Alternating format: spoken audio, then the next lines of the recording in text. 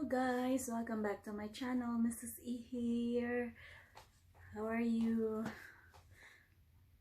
Mega love shout out po sa inyong lahat dyan, sa mga walang sawang sumusuporta sa channel ni Mrs. E. Mega love shout out po sa inyong lahat, lalong lalo na po sa aking mga members. Ayan, alam niyo na po kung sino kayo. Ayan.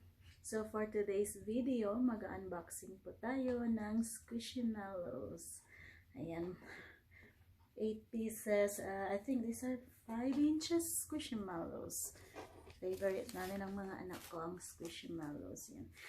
Nabili ko siya sa Costco for $28.99 plus tax. Ayun. So tara, join me sa aking pag-unboxing.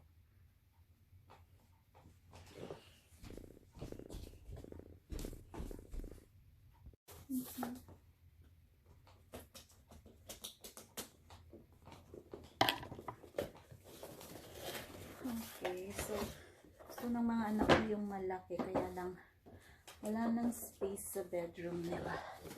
Okay, so ayan. Unahin natin ito.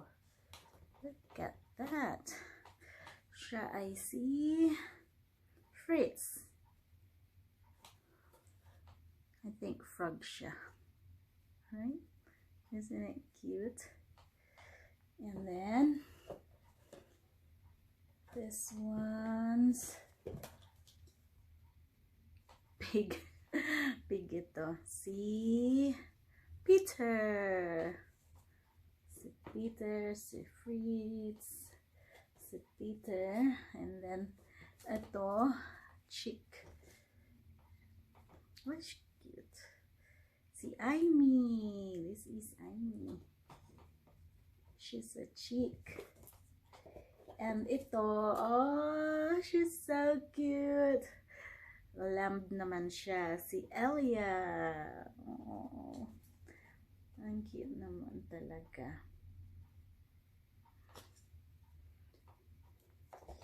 And oh, I think these are farm animals. Yeah, it makes sense kasi malapit ng spring.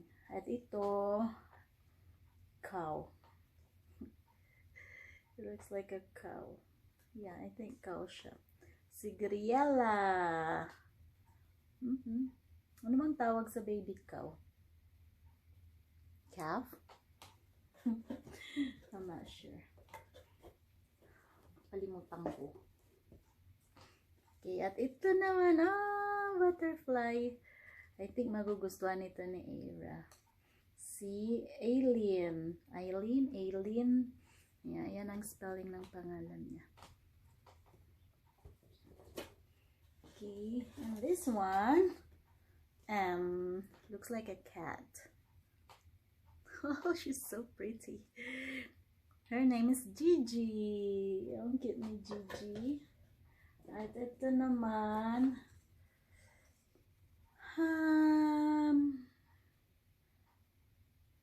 hindi ko alam kung anong animal ito. Ang pangalan niya ay Delzy.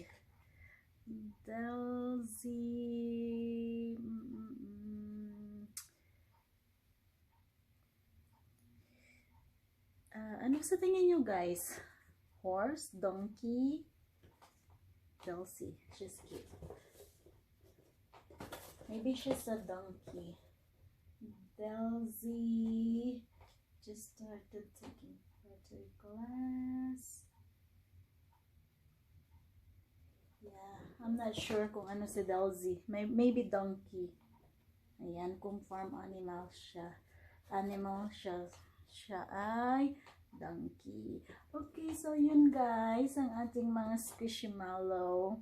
Ang aking favorite ay itong kitty cat na ito. See, meron pa siyang flowers. Yeah, si Gigi. Ayan, matutuwa ang aking dalawang girls nito. Ayan.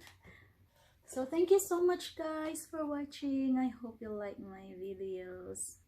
Yeah, diba? Ang cute ng Squishmallows. Thank you so much sa support. Medyo busy lang at complicated ang buhay dito. Pero thank you so much po sa lahat ng nagsusupport kay Mrs. E. Ayan, ginagawa ko po yung aking buong makakaya para mag-support back sa inyo. I appreciate everything. Lahat ng support nyo, thumbs up, and then likes, thumbs up, likes, and syempre yung panonood nyo ng videos ko at sa pagtangkilik sa mga ads. Thank you so much. See you again in my next video. Thank you. Bye-bye.